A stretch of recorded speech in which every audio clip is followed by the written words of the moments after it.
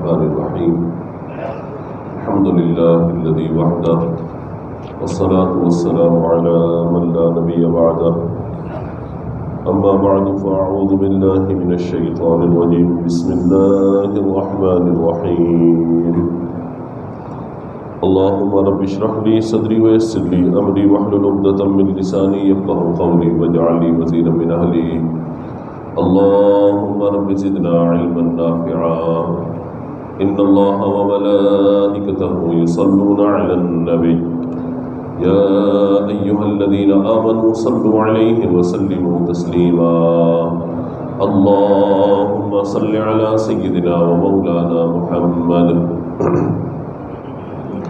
طب القلوب ودوائها وعافية الأبدان وشفائها ونور الأبصار وضيائها وعلى آله وصحبه وبارك وسلم دائما أبدا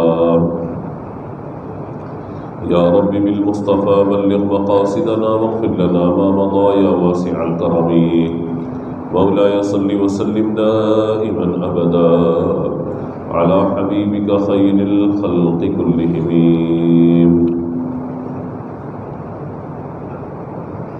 حمد و صلاۃ کے بعد سورہ لقمان کے دوسرے رکوع سے درس کا آغاز ہے.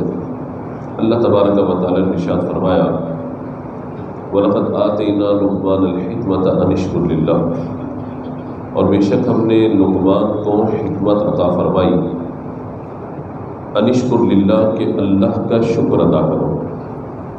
وَمَن يَشْكُرْ فَإِنَّمَا يَشْكُرُ لِنَفْسِهِ، اور جو شکر ادا کرے وہ اپنی ذات کے لیے ہی شکر ادا کرتا ہے. وَمَن كَفَرَ فَإِنَّ اللَّهَ غَنِيٌّ حَمِيدٌ، اور جو ناشکری کرے تو بے شک اللہ تبارک و تعالی بے پرواہ اور حمد کے لائق ہے. حکیم لقمان کے بارے میں مختلف اقوال ہیں. بعض نے کہا کہ نبی ہے، بعض نے کہا کہ اللہ کے نیک اور صالح بندے ہیں. درست قول یہی ہے کہ آپ اللہ کے نیک بندے ہیں اور صالح ہیں. اللہ تبارک و تعالی نے آپ کو علم کے ساتھ ساتھ حکمت بھی عطا فرمائی تھی. حکمت یہ عقل اور فہم کو کہا جاتا ہے، یعنی انسان کو اللہ تعالیٰ جب علم عطا فرمائے تو علم کے ساتھ ساتھ اللہ تعالیٰ اسے عقل بھی عطا فرمائے اور فہم عطا فرمائے. وہ جب بات کرے تو اچھے انداز میں، احسن انداز میں لوگوں تک اس بات کو پہنچا سکے. دوسرا فرمایا کہ حکمت ایسا علم ہے کہ جس پر اللہ عمل کی توفیق عطا فرمائے. یعنی ایک بندے نے علم حاصل کر لیا، اور علم حاصل کرنے کے بعد حکمت کیا ہے؟ حکمت یہ ہے کہ بندہ اللہ تبارک و تعالیٰ کے اس دیے ہوئے علم پر عمل کرے. اس کو حکمت کہا گیا. تیسرا یہ بتایا گیا کہ علم تو مل جاتا ہے، حکمت کہا جاتا ہے عقل کی پختگی کو. یعنی انسان جو بھی علم حاصل کرتا ہے اس سے اس کی عقل پختہ ہوتی ہے اور اسے معلوم ہوتا ہے کہ یہ علم میں نے کب کتنا کس کے سامنے ظاہر کرنا ہے. یہ بھی حکمت کی اصل ہے. اور حدیث شریف میں اس بات کو بیان فرمایا گیا کہ رأس الحکمت مخافت اللہ. حکمت کیا ہے؟ فرمایا حکمت اصل جو ہے وہ اللہ تبارک و تعالیٰ کا خوف ہے. یعنی بندہ جب علم حاصل کرتا ہے تو اس سے جو اسے حکمت حاصل ہوتی ہے عقل کی پختگی کے ساتھ، دوسری بات یہ حاصل ہوتی ہے کہ اس کے دل میں اللہ تبارک و تعالیٰ کا خوف ہوتا ہے. وہ جانتا ہے کہ میں جو کام بھی کر رہا ہوں میرا رب میرے ان کاموں کو دیکھ رہا ہے. علم حاصل ہونے کا مطلب یہ نہیں کہ بندہ جو چاہے کرتا رہے. اب اس پر عام لوگوں کی نسبت دوہری ذمہ داری آ جاتی ہے کہ وہ علم پر عمل بھی کرے، اور علم جب لوگوں تک پہنچانا ہے تو ان کی عقلوں کے مطابق لوگوں تک بات کو پہنچائے. اسی لیے وہ عربی میں کہا جاتا ہے کلم الناس علی قدر عقولہم، کہ لوگوں کی عقلوں کے مطابق ان سے کلام کرو. کس طرح؟ مثال کے طور پہ ایک چھوٹا بچہ ہے جسے بھی قاعدہ ہی نہیں پڑھا، اور وہ 5-6 سال کے بچے کے سامنے آپ قرآن پاک کی تفسیر بیان کرنا شروع کر دیں تو بیچارے کو کیا سمجھ آئے گا؟ ابھی تو آپ اس کو الف با تا سا سکھائیے، سورہ اخلاص بتائیے، سورہ کوثر بتائیے، سورہ فاتحہ یاد کروائیے، نماز یاد کروائیے، کیونکہ ابھی آغاز ہے اس کا. اسی طرح سے یعنی یہ حکمت ہوگی کہ اس بچے کی ذہنی سطح کے مطابق کلام کیا جائے. عوام ہے تو عوام کو عقائد کے اعتبار سے، اخلاق کے اعتبار سے، معاملات کے اعتبار سے اللہ تبارک و تعالیٰ کے دین کی باتیں بتائی جائیں تاکہ وہ ان چیزوں پر عمل کر کے اپنی آخرت کو بہتر کر سکے. تیسرے یہ کہ اگر لوگ علماء ہیں، یعنی وہ طلباء جو عالم بن گئے، درس نظامی کر لیا انہوں نے، اور اب ان کو جبہ پہنایا جا رہا ہے، امامہ پہنایا جا رہا ہے، اور آپ کو کہا کہ وہاں پہ درس دیں، بیان کریں، تو اب حکمت یہ ہے کہ آپ ان کی اب پریکٹیکل لائف کے اعتبار سے ان کو بتائیں کہ اب آپ پر ذمہ داری کتنی عائد ہو گئی ہے۔ تو یوں ہر ایک کے اعتبار سے الگ الگ کیفیت ہوگی، اور اسی کیفیت کے مطابق اس کلام کو کیا جائے گا۔ تو فرمایا کہ کلم الناس علی قدر عقولہم، لوگوں کی عقلوں کے مطابق ان سے کلام کیا جائے، یہ بھی حکمت ہے۔ چوتھا حکمت کا یہ بیان فرمایا گیا کہ حکمت اصل میں یہ ہے کہ اللہ تبارک و تعالیٰ جس کو علم عطا فرماتا ہے اس کا دل نور سے بھر دیتا ہے، اور جس کو حکمت عطا فرماتا ہے اللہ دل، سینے اور عقل کو اس کی روشن فرما دیتا ہے۔ وہ علم اس کی عقل کو روشن کرتا ہے، کیونکہ العلم نور، علم نور ہے، تو علم سے اس کی عقل بھی روشن ہوتی ہے، دل بھی روشن ہوتا ہے، سینہ بھی روشن ہو جاتا ہے۔ اور اگر بندہ اپنے علم پر عمل کرے تو اللہ تبارک و تعالیٰ موت کے بعد اس کی قبر کو بھی روشن فرما دیتا ہے۔ اور صرف روشن نہیں بلکہ وہ ایسی روشنی ہوتی ہے کہ جو اگر زندگی میں اس نے اپنے علم کو پھیلایا، پھر کتاب لکھ کے چلا گیا تو وہ اپنی قبر میں چلا گیا، لیکن اس کے علم کی روشنی سے لوگ فیضیاب ہو رہے ہوتے ہیں، مستفید ہو رہے ہوتے ہیں۔ تو یہ حکمت ہے۔ تو حضرت حکیم لقمان رحمۃ اللہ تعالیٰ علیہ کو اللہ تعالیٰ نے کثیر حکمت عطا فرمائی، اور حکمت کے ساتھ ساتھ ایک نصیحت فرمائی۔ نصیحت کیا ہے کہ جب بھی کوئی اللہ کی نعمت مل جائے تو انشکر للہ، کیا کرنا ہے اس نعمت پر اللہ کا، آواز سے بولیے، اللہ کا شکر ادا کرنا ہے۔ شکر ادا کرنے کے دو تین طریقے، ایک تو زبان سے ہوتا ہے الحمدللہ، جب بندہ اپنی زبان سے کہتے ہیں یا اللہ تیرا شکر ہے، یہ بھی شکر کا طریقہ ہے۔ اصل شکر کا طریقہ یہ ہے کہ بندہ اپنے اعمال سے وہ کام کرے جن سے اللہ راضی ہو جائے، اس کا رسول راضی ہو جائے۔ اس سے زبان ہے، زبان سے بندہ جھوٹ نہ بولے، غیبت نہ کرے، گالی گلوچ نہ کرے، بدتمیزی نہ کرے، اخلاق سے بات کرے، لوگوں سے سچ بولے، اچھی بات کہے، یہ زبان کا شکر ادا ہو گیا۔ آنکھ سے کسی بری چیز کو نہ دیکھے، کان سے کوئی بری بات کو نہ سنے، ذہن اور دل میں کسی برائی کا خیال لے کے نہ آئے۔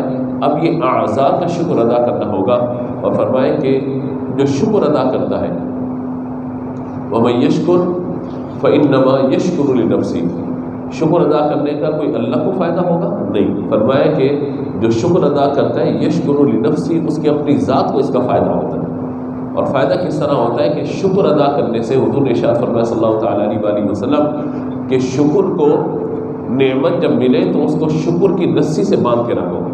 جس طرح جانور لے کر آتے ہیں قربانی کے موقع پر تو کیا کرتے ہیں کہ اس کو رسی سے باندھ کے رکھتے ہیں، اس کے لیے احتیاطی تدابیر، کیوں؟ اگر رسی کھول دے گی جانور بھاگ جائے گا، تو اس لیے فرمایا کہ جو نعمتیں ہیں ان کو شکر کی رسی سے باندھ کے رکھو، یعنی تم شکر ادا کرو گے اللہ تعالیٰ تمہاری نعمتوں کو محفوظ بھی فرمائے گا، اور اگر اللہ راضی ہوا تو نعمتوں میں اضافہ بھی فرما دے گا۔ لَإِن شَكَرْتُمْ لَأَزِيدَنَّكُمْ، تم اللہ کی نعمتوں کا شکر ادا کرو، اللہ تعالیٰ تمہاری نعمتوں میں اضافہ فرما دے گا۔ تو شکر کا فائدہ بندے کی اپنی ہی ذات کو ہوتا ہے۔ وَمَن كَفَرَ، اور فرمایا کہ اگر تم ناشکری کرو گے تو اللہ کو کیا پرواہ ہے تمہاری، تم شکر ادا نہیں بھی کرو گے تو اللہ تعالیٰ فإن اللہ غنی حمید، وہ غنی ہے، بے پرواہ ہے۔ تو شکر ادا کرنے کا فائدہ نعمتوں پر تمہاری اپنی ہی ذات کو ہوگا۔ آگے حضرت حکیم لقمان نے اپنے بیٹے کو چند نصیحتیں فرمائی، تو ان کا یہاں پہ ذکر فرمایا جا رہا ہے۔ وَإِذْ قَالَ لُقْمَانُ لِابْنِهِ وَهُوَ يَعِظُهُ يَا بَنِيَّ لَا تُشْرِكْ بِاللَّهِ، اور یاد کرو جب لقمان نے اپنے بیٹے کو نصیحت کرتے ہوئے فرمایا، اے میرے بیٹے کسی کو اللہ کا شریک نہ کرنا، ان الشرک لظلم عظیم، بے شک شرک ظلم عظیم ہے۔ یعنی سب سے بڑا ظلم یہ ہے کہ بندہ اللہ کے مقابلے میں کسی غیر کو لا کے کھڑا کر دے، نہ وہ ذات کے اعتبار سے ہو سکتا ہے نہ صفات کے اعتبار سے، کیونکہ اللہ جیسا کوئی، بولیے قل هو اللہ احد، اللہ ایسا یکتا ہے کہ وہ جیسا یکتا کوئی نہیں ہے۔ یہ دو کے مقابلے میں ایک نہیں ہے، وہ یکتائی کے مقابلے میں ہے کہ اللہ جیسا ہے ویسا کوئی، بولیے ہو ہی نہیں سکتا۔ وہ بزرگوں نے لکھا نا کہ اللہ واحد و یکتا ہے، ایک خدا بس تنہا ہے، کوئی نہ اس کا ہمتا ہے، ایک ہی سب کی سنتا ہے۔ تو یہ شان اللہ تبارک و تعالیٰ کی، اس جیسا کوئی ہو ہی نہیں سکتا۔ شرک عام طور پہ تین طرح کا ہوتا ہے۔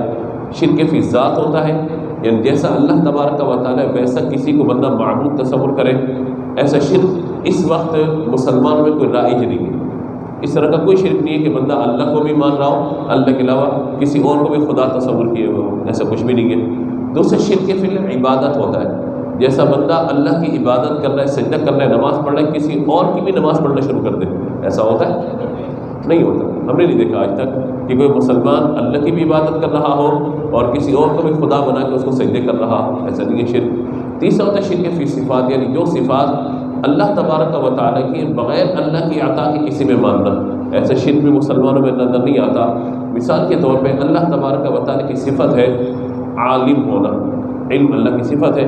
اب ہم کہتے ہیں بھئی یہ ہمارے علامہ صاحب ہیں، ہمارے عالم صاحب ہیں، تو کیا شرک ہو گیا؟ نہیں ہوگا، کیونکہ اللہ کا علم ذاتی ہے، اللہ کو کسی نے نہیں دیا۔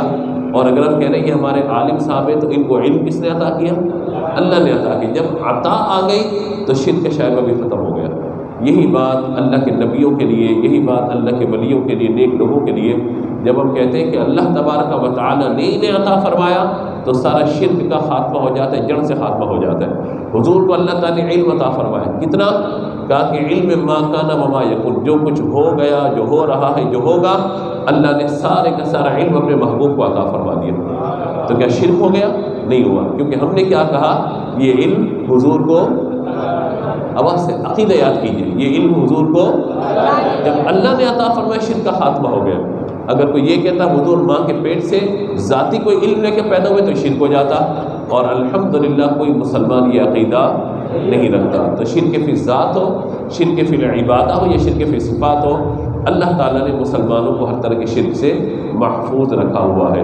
اور شرک یہ اتنا بڑا ظلم ہے کہ وجود اللہ نے عطا کیا، دیکھنے کی توفیق اللہ نے دی، سننے کی طاقت اللہ نے دی، پھر اللہ کے مقابلے میں ان نعمتوں کو احساس کرنے کے بعد ان نعمتوں کا بندہ اللہ کے مقابل کسی اور کو پوجنا شروع کر دے، کسی اور کے سامنے سجدے شروع کر دے، تو فرمائے کہ یہ شرک ہے، اس سے بچنا چاہیے۔ الحمدللہ مسلمان بچا رہتا ہے، لیکن ایک چیز جو مسلمان مبتلا ہے ایک چیز کے اندر، وہ شرک اصغر ہے۔ شرک اصغر کسے کہتے ہیں؟ شرک اصغر کہتے ہیں کہ اپنا نیک عمل کرنے کے بعد لوگوں سے داد و تحسین یا واہ واہ طلب کرنا یا لوگوں سے انعام طلب کرنا، اس کو کہا جاتا ہے ریاکاری، دکھاوے کا عمل۔ حضور نے یہ ارشاد فرمایا مجھ پر، یعنی میرا تمہارے معاملے میں یہ نہیں ہے کہ تم شرک میں مبتلا ہو جاؤ گے، بلکہ فرمایا دنیا کی محبت میں مبتلا ہو جاؤ گے۔ محدثین نے اس کی شرح میں یہی لکھا ہے کہ دنیا کی محبت سے مراد یہ ہے کہ تم نیکیاں تو کرو گے لیکن اجر لوگوں سے طلب کرنے کی کوشش کرو گے۔ تو پھر ظاہر ہے کہ انسان پھر اجر کس سے دے رہے ہیں نیکی کا؟ ہم روزہ رکھتے ہیں، اجر کس سے ملے گا؟ تلاوت کرتے ہیں، اجر کون دے گا؟ نماز پڑھتے ہیں، اجر کون دے گا؟ صدقہ و خیرات کرتے ہیں، اجر کون دے گا؟ اللہ۔ لیکن اگر میں لوگوں سے چاہوں کہ لوگ میری واہ واہ کریں، لوگ میری تعریف کرنے شروع کر دیں، اب یہ سمجھیے کہ دکھاوے کا عمل ہے۔ نیکی تو ہو جاتی ہے لیکن اس نیکی میں جو ثواب ملنا ہوتا ہے وہ ثواب ضائع ہو جاتا ہے۔ لہذا کوشش کرنی چاہیے کہ بندہ اللہ کی رضا کے لیے ہر عمل کرے اور اللہ تعالیٰ کی رضا ہی پیش نظر رکھے۔ دیکھیے ایک ہے نماز، یہ ظاہری عبادت ہے۔ کوئی شخص یہاں کھڑا ہو کے نماز پڑھ رہا ہو تو ہم دیکھتے کہتے ہیں بھائی یہ نماز پڑھ رہا ہے۔ کوئی شخص اگر صدقہ و خیرات سر عام کر رہا ہو تو ظاہر ہے کہ ہم کہیں گے کہ یہ صدقہ و خیرات کر رہا ہے۔ لیکن روزہ یہ باطنی عبادت ہے، جب تک آپ کسی کو بتائیں گے نہیں، کسی کو معلوم نہیں ہوگا آپ روزے سے، تو وہ جو نیت ہے نا اصل، یہ گزشتہ دور کے اندر، دور جاہلیت میں یہ ہوتا تھا کہ لوگ قربانی کے جانور ذبح کرتے تھے تو اس کا گوشت اٹھا کر کعبے کی دیواروں پہ چپٹا دیتے تھے، اس کا خون کعبے کی دیوار پہ لگا دیتے تھے۔ اللہ تعالیٰ نے ارشاد فرمایا لن ینال اللہ لحومها ولا دماؤها، تمہارا گوشت اور خون اللہ کو نہیں پہنچتا، ولکن ینال التقوی منکم، جو تمہارا تقوی ہے وہ اللہ کو پہنچتا ہے۔ تو اللہ تبارک و تعالی ہمارے دل کی کیفیت کو دیکھتا ہے۔ ان اللہ لا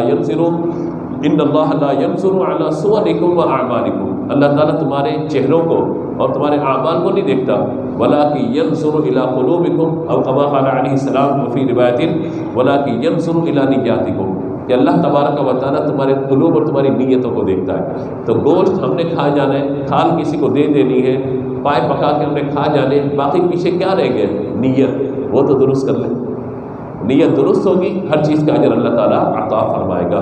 تو یہاں بیان فرمائے گا کہ شرک نہیں کرنا۔ آگے دوسری نصیحت ارشاد فرمائی وَوَصَّيْنَا الْإِنسَانَ بِوَالِدَيْهِ، فرمایا کہ ہم نے آدمی کو اس کے ماں باپ کے بارے میں تاکید فرمائی۔ حملته امه وهنا على وهن وفصاله في عامين ان اشكر لي ولوالديك الي المصير، ماں باپ کے بارے میں تاکید فرمائی اور اس کی ماں نے کمزوری پر کمزوری، وهنا على وهن، برداشت کرتے ہوئے اسے اپنے پیٹ میں رکھا، اور اس کے دودھ چھڑانے کی مدت 2 سال ہے۔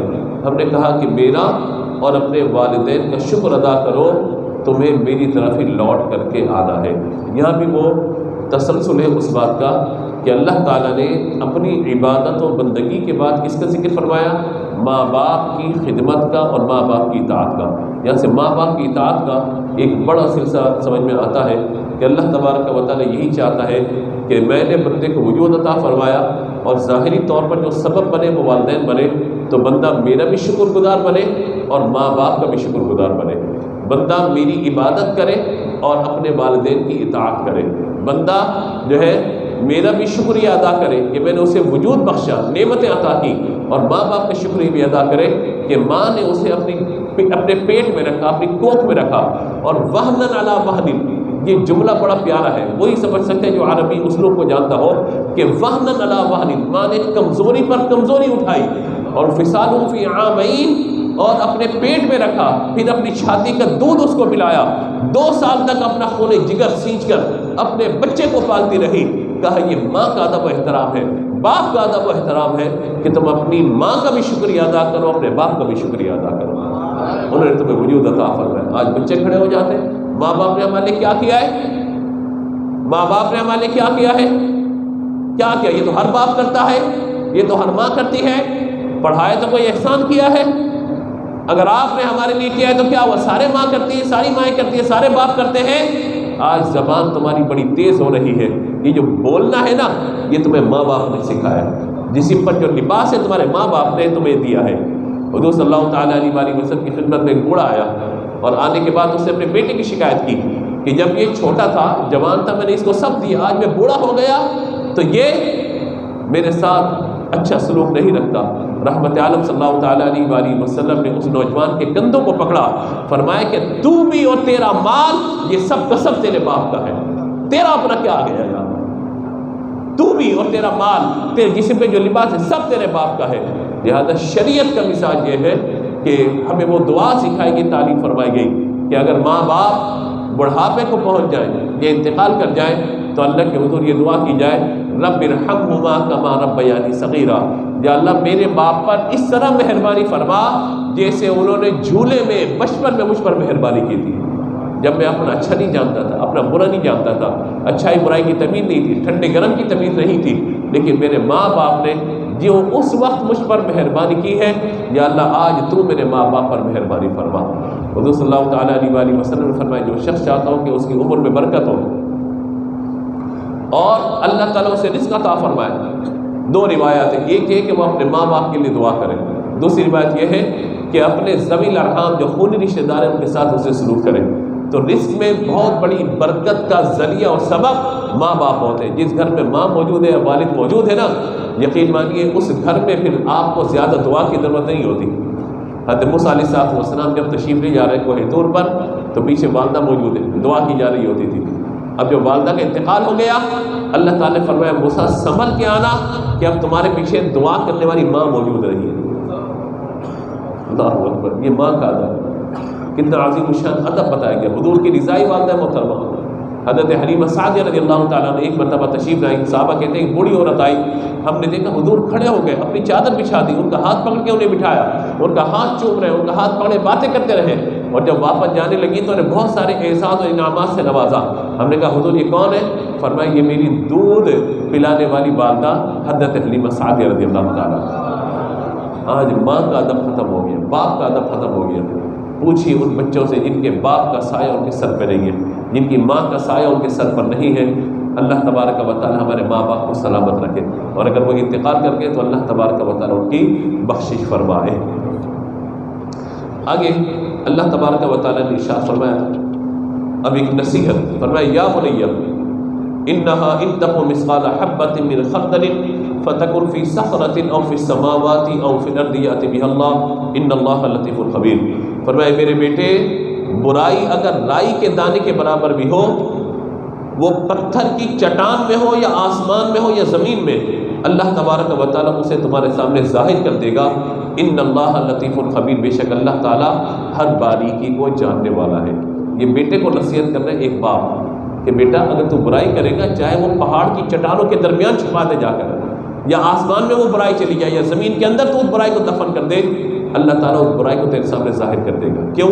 ان اللہ لطیف خبیر، اللہ ہر باریک سے باریک بات کو جاننے والا ہے. تو لہذا برائی مٹتی نہیں ہے، برائی ختم نہیں ہوتی. برائی ختم ہونے کا ایک ہی طریقہ ہے جو حدیث میں بیان فرمایا گیا، وہ یہ ہے التائب من الذنب کمن لا ذنب لہ، کہ گناہ سے توبہ کرو، کہ گناہوں سے توبہ کرنے والا ایسے جیسے اس نے گناہ کیا ہی نہیں ہے. ایک طریقہ ہے بس ان برائیوں سے دور ہونے کا، گناہوں سے معافی کا، کہ بندہ سچی توبہ اللہ کے حضور کرے. یا بنی اقم الصلاۃ وامر بالمعروف، اے میرے بیٹے نماز قائم رکھ، وامر بالمعروف، اور اچھی بات کا حکم دے، وانہ عن المنکر، اور بری بات سے منع کر، واصبر علی ما اصابک، اور مصیبت آ جائے تو اس پر صبر کر. ان ذلک من عزم الامور، بے شک یہ ہمت والے کاموں میں سے یہ کام ہے. اب دیکھیے کہ بیٹے کو نصیحت باپ کرنا ہے، یہ ہمارے لیے تربیت ہے کہ ہم نصیحت کے لیے بچوں کو کہیں اور بھیج دیتے ہیں. نہ، نصیحت کرنا، تربیت کرنا یہ باپ اور ماں کی ذمہ داری ہے اپنی اولاد کو بتائیں. پہلی چیز کیا بتائیں گے؟ شرک سے بچنا. دوسری چیز ماں باپ کا ادب و احترام. اب یہاں پہ اعمال کی بات آ رہی ہے کہ یا بنی اقم الصلاۃ، اے میرے بیٹے نماز قائم کر، وامر بالمعروف، اور اپنی زبان سے اچھی باتیں کہے، اچھائی کی تلقین کر، وانہ عن المنکر، خود بھی برائی سے بچ اور دوسروں کو بھی برائی سے بچا. یہ ہے وہ تربیت جو ایک ماں اور باپ کو اپنی اولاد کی کرنی ہے. یہ وہ تربیت جو ایک پیر نے اپنے مرید کی کرنی ہے. یہ ہے وہ تربیت جو ایک استاد نے اپنے شاگرد کی کرنی ہے. یہ ہے وہ تربیت جو گھر کے سربراہ نے اپنے ماتحت افراد کی کرنی ہے کہ نماز قائم کرو، نمبر 1. نمبر 2، اچھائی کی تلقین کرو، برائی سے منع کرو، اور اگر کوئی آزمائش آ جائے تو اللہ کی رضا کے لیے صبر کرو. یہ وہ کام ہے جو ہمت والے کام ہے. عزم الامور، بڑی ہمت والے کام ہے. یعنی نماز کو قائم رکھنا یہ عام بندے کا کام نہیں ہے، یہ اسی کا کام ہوگا جو اللہ کی ذات پہ ایسا یقین رکھتا ہو کہ میں نماز پڑھوں گا، میرا رب اس نماز کی برکت سے مجھے مصیبتوں سے نجات عطا فرما دے گا. اور قائم رکھنے والا، ایک ہے نماز پڑھنا، ایک ہے قائم رکھنا. میں نے 10 میں وضاحت کی تھی کہ نماز پڑھنا الگ ہے، لیکن قرآن نے جہاں بھی نماز کی بات کی وہاں پر اقیم الصلاۃ، یا عبارت فرمایا کہ اقیم الصلاۃ، یا فرمایا یہاں پر کہ اقیم الصلاۃ وامر بالمعروف، نماز قائم کرو. قائم کرنا کیا ہے؟ صحیح پڑھنا، مسلسل پڑھنا، وقت پر پڑھنا، درست طریقے سے ادا کرنا. یہ ساری باتیں ہوں تو نماز قائم ہوگی، ورنہ ٹکرے مار کے بندہ چلا جائے کیا فائدہ اس کی نماز کا. اور جب وہ نماز ادا کرے گا جو شریعت کو مطلوب و مقصود ہے تو اللہ تبارک و تعالیٰ اس کی نماز میں برکت بھی عطا فرمائے گا. اور تیسری بات یہ ہے کہ ہمیں ہر ایک کو اچھائی کی تلقین کرنی. اچھا ہم نشین وہ ہے کہ فرمائے کہ تمہارا دوست وہ ہے، اچھا ہم نشین وہ ہے اگر تم سیدھے راستے سے ہٹو تو وہ تمہیں اللہ کی یاد دلائے. ہماری دوستی یہ ہوتی ہے، لوگ نماز سے روک رہے ہوتے ہیں، یا چھوڑ بعد میں پڑھ لینا، ابھی چائے پی لیتے، چھوڑ ذرا پکنک پہ چلتے، چھوڑ دے نماز کو.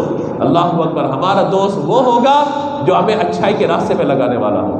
جو برائی کی دعوت دے وہ دوست نہیں ہے، بلکہ انسانی شکل میں وہ شیطان ہے جو ہمیں برائی کے راستے پہ لگا رہا ہے. تو یہ بھی آج ارادہ کر کے اٹھیے جمعے کے موقع پہ کہ ہم اپنی صحبت اور اپنے دوست وہ بنائیں گے جو ہمیں اچھائی اور نیکی کی تلقین کرنے والے ہوں گے. انشاءاللہ ہم برائی اور برائی کی دعوت دینے والے دوستوں کی طرف کبھی نہیں جائیں گے. آگے فرمایا وَلَا تُصَعِّرْ خَدَّكَ لِلنَّاسِ. اب ایک اور نصیحت ہے، کہا جب لوگوں سے بات کرو تو اپنا منہ ٹیڑھا مت کرو. یہ ٹیڑھا کرنا ہوتا ہے نا، منہ رخسار کو ٹیڑھا کر کے بات کرنا، دیکھا.